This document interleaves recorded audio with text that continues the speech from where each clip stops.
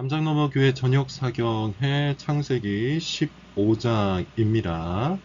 제목은 언약을 확증하시는 하나님입니다. 질문 1번 빈칸 채우기입니다. 하나님은 아브라함에게 환상 중에 나타나사 뭐라고 하죠? 두려워하지 말라. 나는 내 방패여 너의 지극히 큰 상급이라. 자, 방패여 지극히 큰 상급이라.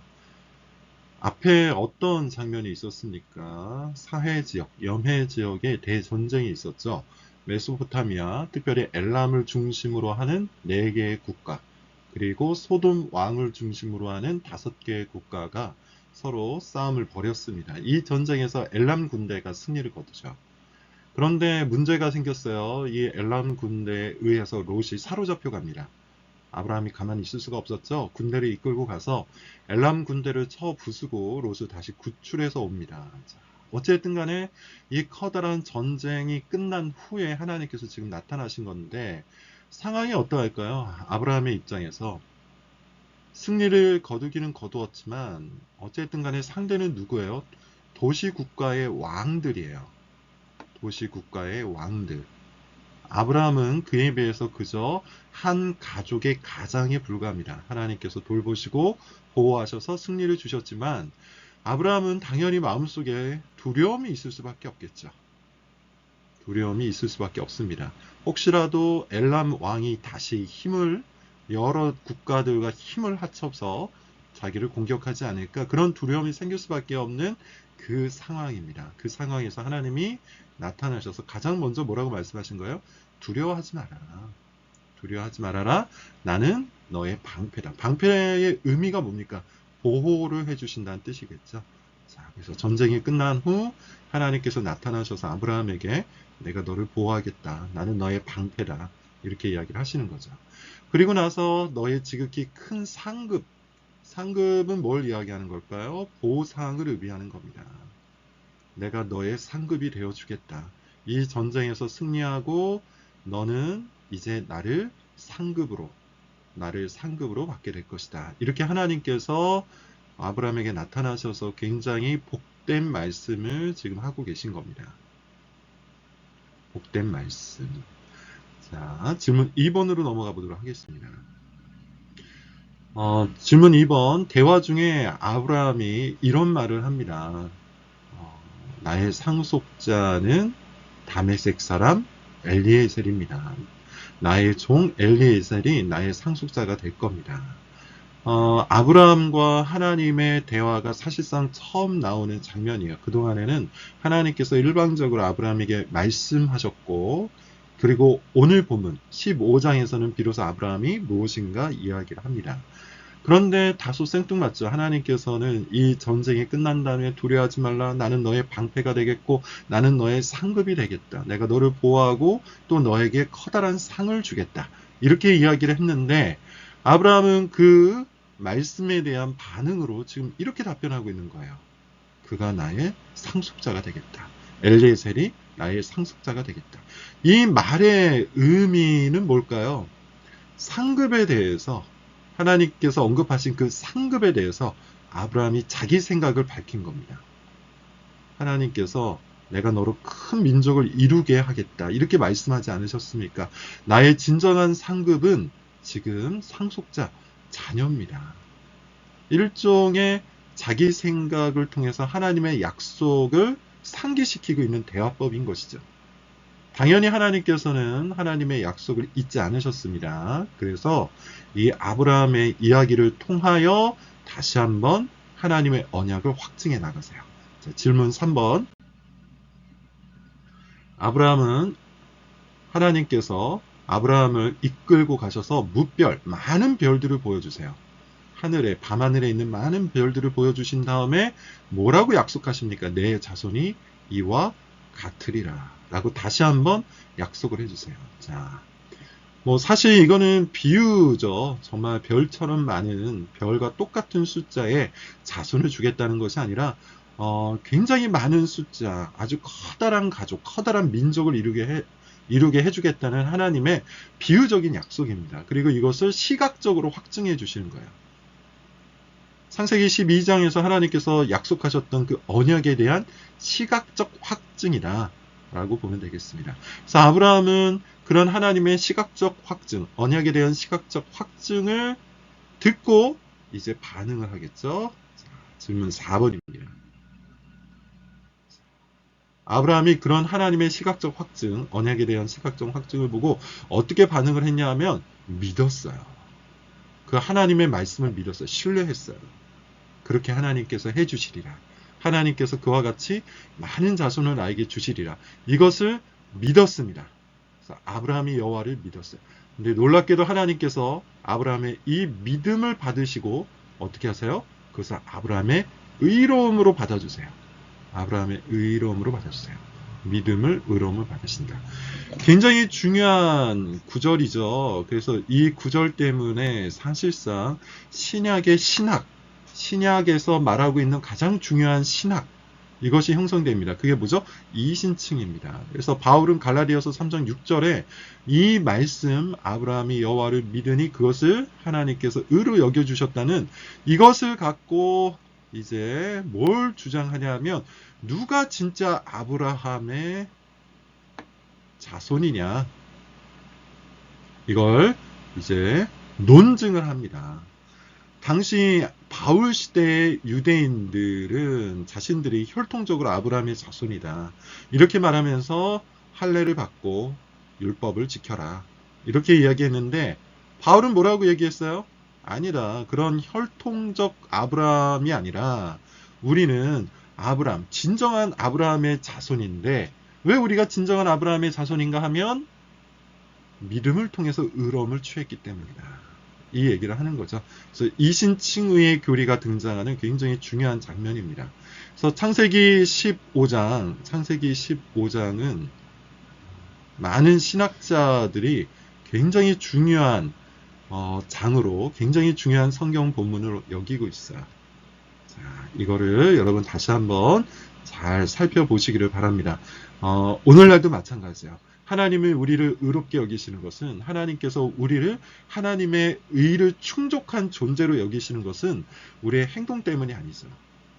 우리의 조건이나 자격 때문이 아니에요. 우리가 하나님을 믿기 때문입니다. 하나님을 믿기 때문에 마치 우리가 하나님의 의를 다 충족한 것처럼 여겨주시는 거죠. 그리고 신약시대를 살아가는 우리에게 이 믿음의 대상은 누굽니까? 그리스도죠. 예수 그리스도를 믿는 믿음을 보고 주께서는 우리를 의로운 존재로 여겨주신다. 이게 이신칭의입니다. 자, 창세기 15장 중요한 장이에요. 5번으로 넘어가겠습니다. 하나님은 아브라함에게 또 뭘 주겠다고 약속하시죠? 이 땅을 내게 주겠다. 이 땅을 너에게 주어 너의 소유로 삼게 하겠다. 이렇게 약속을 하시죠. 자, 이거는 지금 창세기의 1차 독자, 모세오경의 최초 독자인 출애굽한 이스라엘 백성들에게 주는 의미가 큽니다. 자, 일단 출애굽한 이스라엘 백성들은 어떤 사람들일까요? 하나님의 약속의 성취의 증거예요. 열매 그 자체예요. 열매 그 자체. 하나님께서 아브라함에게 약속했던 것 중에 하나가 뭡니까? 뭇별. 너의 자손이 뭇별과 같이 해주겠다. 이게 지금 성취됐잖아요. 이스라엘 백성 자체가 그 열매입니다. 성취의 열매입니다. 그런데 아직 성취되지 않은 게 뭐예요? 가나안 땅을 아직 자신들의 땅으로 얻지 못했어요. 자, 그런데 이미 하나님의 약속 중에 하나, 뭇별과 같은 자손을 주겠다는 것이 스스로 자기 자신들에게 성취되었다는 것을 알았다면 이제 이 약속도 하나님께서 이루실 것이라는 것을 그들은 믿을 수밖에 없는 거죠. 그래서 최초의 독자들이었던 출애굽한 이스라엘 백성들은 이 구절을 믿음으로 받아야 하는 것이죠. 자, 6번입니다. 하나님은 아브라함에게 그의 자손이 이방에서 객이래요. 몇 년? 400년 동안 그 나라를 섬기게 될 것이고, 그런 후에 하나님이 그 나라를 징벌하셔서 그의 자손이 큰 재물을 이끌고 나오게 될 것이다. 이렇게 예언을 하시죠. 자, 이거는 실제로 이미 다 이루어진 상태입니다. 최초의 독자 입장에서 그래요. 이방에서 객이 되다, 나그네가 되다 라는 뜻인데, 그 나라가 어딥니까? 이집트, 애굽입니다. 거기서 무려 400년 동안이나 노예 생활, 포로 생활, 나그네 생활을 했어요. 그런 후에 하나님께서 그 나라를 어떻게 하셨습니까? 10개의 재앙으로 징벌을 하셨습니다. 그리고 결국에는 그 나라에서부터 나오게 되는데, 나오게 될 때 어떻게 돼요? 주변 이웃들에게 재물을 받아서 나오게 됩니다. 그래서 큰 재물을 이끌고 나오게 돼요. 이게 지금 다 성취가 된 겁니다. 자, 이 언약이 다 성취가 되었어요. 그래서 앞서 5번에서 보았던 것처럼 최초의 독자인 출애굽한 이스라엘 백성들은 이런 말씀을 보면서 하나님께서 이미 400년 전에 예언을 하셨고 그 예언이 지금 우리에게 이루어졌구나. 그렇다면 앞으로 이루어질 그 예언, 가나안 땅을 우리의 땅으로 삼게 해주시겠다는 그 예언도 이루어지겠구나. 이것을 우리는 믿을 수 있는 거죠. 사실 이거는 오늘날 성경을 읽고 있는 우리 모두에게도 동일한 교훈을 줍니다. 성경의 모든 스토리가 다 이루어졌잖아요. 창세기부터 그리고 우리는 지금 요한계시록 이전에 있는 그 모든 스토리가 다 이루어졌음을 눈으로 보고 있습니다. 그렇다면 앞으로 이루어질 그 약속들도 우리는 믿을 수밖에 없는 거죠. 예컨대 요한계시록에서 얘기하는 것처럼 예수님께서 다시 오셔서 이 땅을 심판하시고 그의 교회를 구원하시겠다는 그 약속도 이루어질 것을 우리는 믿어야 되는 것이죠. 자, 그렇게 하나님께서는 과거의 성취를 통해 미래의 예언을 우리가 믿기를 원하시는 것이죠. 그런 방식으로 성경이 기록되어 있어요. 7번. 하나님께서는 약속을 확증하기 위해 뭘 행하십니까? 타는 횃불. 이건 이제 하나님을 상징하는 건데요. 쪼갠 고기. 쪼갠 고기가 뭐였냐면 3년 된 암소, 3년 된 암연소, 3년 된 순양입니다. 하나님께서 제물로 바치라고 한 거는 이거 말고도 산비둘기와 집비둘기 새끼가 있어요. 근데 새는 쪼개지 않아요. 아마도 작아서 쪼개지 않았을 것 같습니다. 이건 추정이지만 어쨌든 간에 암소와 암염소와 순양만 쪼개요. 그리고 그 쪼갠 고기 사이로 타는 횃불, 곧 하나님께서 지나가시죠. 이것은 죽음의 서약이에요. 당시에 유행하던 서약의 방식 중에 하나인데 그게 뭐냐 하면 이렇게 고기를 쪼갠 다음에 서약자가 거기를 왔다 갔다 합니다. 특별히 서약이라 하면 두 사람이 필요하니까 서약자 두 사람이 서로 손을 잡고 그 쪼갠 고기 사이를 왔다 갔다 해요. 무슨 의미냐 하면 약속을 깨면 마치 고기가 이 짐승이 쪼개어진 것처럼 약속을 깬 나도 쪼개어진다 라는 그런 표현이에요.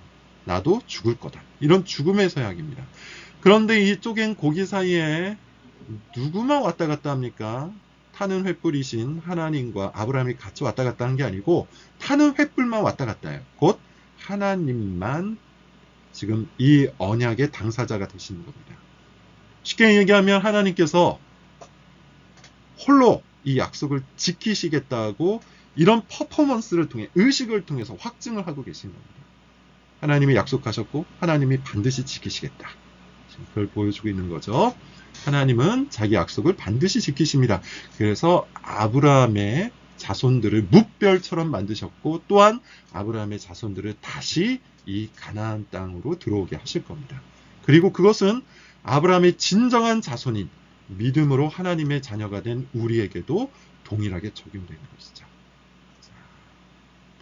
창세기 15장 마무리를 지어보겠습니다. 주제는 언약을 확증하시는 하나님이라고 했죠. 싸움에 승리한 아브라함에게 하나님께서 보호와 상급을 말씀하시죠. 대화 중에 아브라함은 자녀에 대한 약속을 하나님께 상기시킵니다. 하나님은 다시 한번 언약을 확증해 주시고요. 그리고 아브라함은 그걸 믿어요. 그리고 아브라함의 믿음을 하나님은 의로 삼으셨고요. 그 언약을 확증하기 위해 쪼갠 고기 사이로 지나가십니다. 그렇게 하나님은 자기 언약을 확증하셔서 이 책을 읽고 있는 모든 이들에게 신실하신 하나님을 믿도록 하나님께서 역사하고 계시죠. 15장을 갖고 이렇게 기도를 해봅시다. 나의 현실보다는 하나님의 말씀, 곧 언약의 말씀을 우리가 더 많이 그리고 더 깊이 바라봐야 돼요. 왜냐하면 이것이 우리에게 믿음을 만들어내기 때문이죠.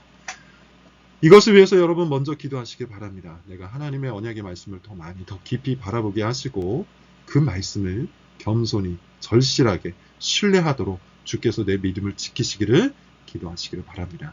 언약을 지키시는 하나님, 언약을 확증하시는 하나님, 언약을 성취하시는 그 하나님을 내가 진심으로 겸손하게 믿을 수 있도록 주께서 우리 심령 가운데 역사하시기를 바랍니다. 자, 이상으로 마치겠습니다.